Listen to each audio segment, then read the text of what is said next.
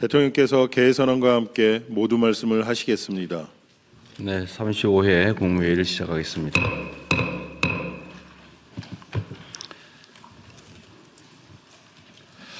국민주권정부 출범 이후에 세종에서 개최하는 네 번째 국무회의입니다. 여러 차례 강조했던 것처럼 이미 한계에 이른 수도권 일극체제는 부동산 문제, 교육 문제, 청년 문제, 극단적인 양극화 등 현재 우리 사회의 모든 중대 문제의 출발점입니다. 국토균형 발전은 이 같은 대한민국의 고질병을 고치고 전국이 고르게 성장 기회를 누리는 모두의 성장 시대를 여는 핵심 열쇠입니다. 특히 세종특별시는 대한민국의 균형 발전을 위한 역사적 결단이 탄생시킨 도시입니다. 더군다나 올해는 행정중심 복합도시라는 이름으로 출발했던 이곳이 세종이라는 공식 명칭을 얻게 된 지 20년이 되는 해입니다. 국토균형 발전을 상징하는 세종이 명실상부한 국정의 중심축으로 확고하게 자리 잡을 수 있도록 국가 중추 기능의 안정적 이전에 힘을 모아야 되겠습니다. 대통령 세종집무실과 국회 세종의사당 건립에 속도를 내고 관련 인프라 정비 또한 차질 없이 진행해 주시기 바랍니다. 우리 정부 임기 내에 세종집무실 시대를 열고 마지막 국무회의도 세종집무실에서 개최한다는 자세로 총력을 다해야 되겠습니다.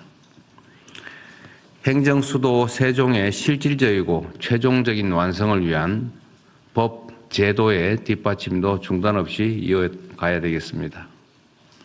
국토의 중심인 세종과 충청이 새로운 균형 발전 시대를 이끄는 중심이 될 수 있도록 범정부적으로 최선을 다하겠습니다. 국토 균형 발전이 지속적 성장의 토양이라면 초격차 첨단 산업 육성은 경제 대도약을 위한 씨앗입니다. 이를 위해 우리 정부는 반도체, 인공지능 데이터 센터, 피지컬 AI 등 3대 메가 프로젝트 추진에 국가적 역량을 모으고 있습니다.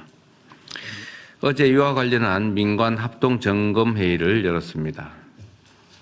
정부 수립 이후 최대 프로젝트이다 보니 현실적으로 개선해야 될 부분이 적지 않습니다. 기존의 낡은 관행이나 불필요한 절차들을 과감히 개선 또는 단축하고 조기 투자를 가로막는 장애물을 선제적으로 제거하는 데 전 부처, 전 지방정부가 힘을 모아야겠습니다. 안 되는 이유를 찾지 말고 일이 되는 방법을 찾는 적극적이고 능동적이며 창의적인 행정을 적극 당부합니다. 3대 메가 프로젝트와 함께 우리가 키워갈 미래의 씨앗들을 추가 발굴하는 노력도 계속해야 되겠습니다.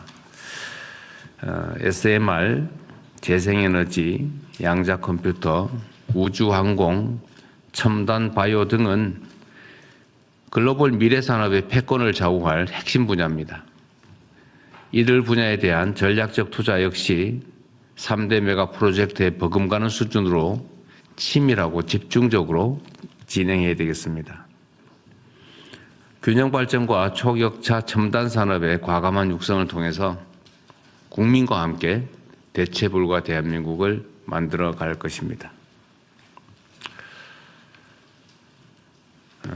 극한 폭염의 기세가 다소 누그러지긴 했는데 여전히 전국적으로 무더위가 계속되고 있습니다.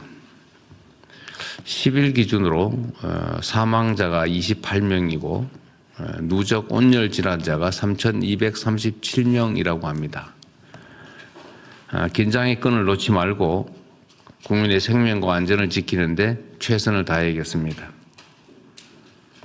초유의 폭염과 폭우, 한파가 일상화되는 이런 기후 재난 시대를 맞이해서 사회 전반의 시스템 개선 노력도 필요하겠습니다.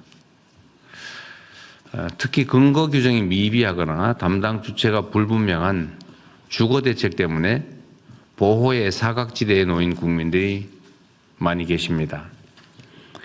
기후재난 관점에서 최저 주거 기준의 개정을 적극 검토하고 고시원과 비닐하우스, 판잣집 같은 주택 이외 거처에 대한 개선 작업도 서두를 필요가 있습니다. 정책이 국민이 처한 상황을 따라가야지 거꾸로 국민의 삶을 기성제도에 억지로 꽤 맞추는 그런 우를 범해서는 안 되겠습니다. 공직자 여러분들께 기존 사회안전망 체계에 혹여 공백이나 부족함이 없는지 늘 부지런히 점검하고 어려운 국민의 삶을 세심하게 살피는 진정한 공복의 자세를 당부드립니다. 그리고 각 부처 장관님들 또 위원장님들 처장님들한테 한 말씀 드리도록 하겠습니다. 그 사회가 어느 방향으로 갈지 얼마나 성과를 낼지는 사실 공직자들의 자세와 또 실천에 달려 있습니다. 그리고 이 공직사회 규모가 워낙 크다 보니까 대다수는 열심히 일을 합니다. 열심히 일하고 충직하게 국민을 위해서 봉사를 하는데 그중에 일부는 또 주어진 권한을 악용해서 사적 이익을 추구하거나 해야 될 일을 또 제대로 하지 않는 경우가 있습니다. 근데 이 두 가지가 완전히 분리되기도 어렵고 또 그 양자는 언제나 공존하기 마련입니다. 그래서 잘하는 것은 격려하고 또 잘못된 부분은 징계를 해야 그 조직이 제대로 유지가 되고 또 그 조직 본연의 역할, 즉 국민에 대한 봉사, 국가에 대한 헌신이 가능합니다. 그래서 충직하고 또 유능하고 성과를 내는 공직자들에 대한 포상과 보상을 좀 더 철저히 해 주시길 바랍니다. 그리고 열심히 잘하려고 했는데 실패하는 경우에 대해서 이런 문책이나 감사를 배제해야 됩니다. 실수나 의혹에 따른 그 나쁜 결과, 뭐 이런 결과에 대해서 결과적 책임을 물어서야 누가 열심히 하겠습니까? 총리께서도 나름 준비하고 계신 것 같은데 잘 챙겨주시고요. 또 한편으로는 그 중에 일부, 아주 극히 일부에 해당됩니다만 무책임하거나 또 무능하거나 부조리, 부정부패 행위를 하는 경우에 대해서는 엄정한 문책이 반드시 병행되어야 됩니다. 그래서 옥석을 가려줄 수 있어야 되는 거죠. 성실하고 유능하고 충직한 공직자들이 자부심 가지고 자신의 일에 몰두할 수 있도록 그런 환경을 만드는 게 바로 저나 또 여기 계신 분들이 해야 될 일이라는 생각이 듭니다. 이상입니다. 이후 회의는 국무총리께서 진행해 주시겠습니다.